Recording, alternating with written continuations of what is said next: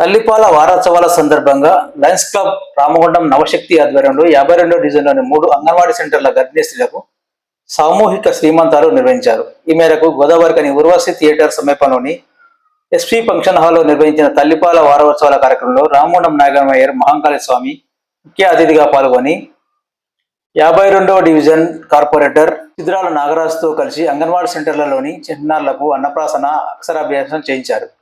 అలాగే గర్భిణీ స్త్రీలకు సామూహిక శ్రీమంతాలు జరిపించారు. ఈ సందర్భంగా మేయర్ మాట్లాడుతూ ప్రజాప్రభుత్వం వచ్చిన తర్వాత అంగన్వాడీ సెంటర్లలో పిల్లలకు మంచి పోషకాహారం అందించడం జరుగుతుందని, అలాగే గర్భిణీ స్త్రీలకు కూడా పోషక ఆహారాన్ని ఇవ్వడం జరుగుతుందని తెలిపారు.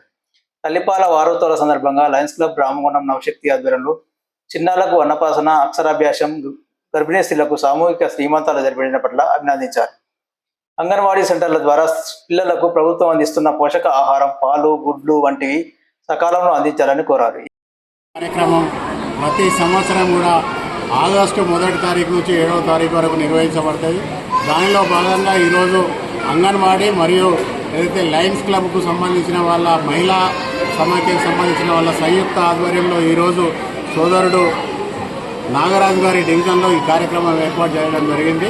ఏదైతే ప్రెగ్నెన్సీ లేడీస్ అందరికీ కూడా వాళ్ళని పిలిచి మాట్లాడి వాళ్ళని మోటివేట్ చేసి ప్రతి తల్లి కూడా తన పుట్టిన బిడ్డకు తన పాలు ఇవ్వడం వల్ల ఇద్దరు కూడా ఆరోగ్యంగా ఉంటారు కనుక ఆరోగ్యమే మహాభాగ్యం అనే సూత్రంతో ప్రతి తల్లి కూడా తన పిల్లలకు వారి పాలు ఇవ్వవలసిందిగా ఈరోజు వాళ్ళందరికీ కూడా చెప్పడం జరిగింది.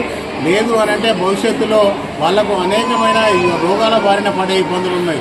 ఈరోజు మనం చూస్తూ ఉన్నాం, చాలామంది మహిళా మనులు ఏదైతే ఫ్యాషన్గా కొంతమంది పాలు పిల్లలకు ఇవ్వకుండా కొంత ఇన్స్ట్రుమెంట్స్ తోటి ఆ పాలన్నిటిని వృధా చేసి డబ్బా పాలు ఇవ్వడం వల్ల ఈరోజు పిల్లలు కూడా అనారోగ్యాల పాలవుతూ ఉన్నారు.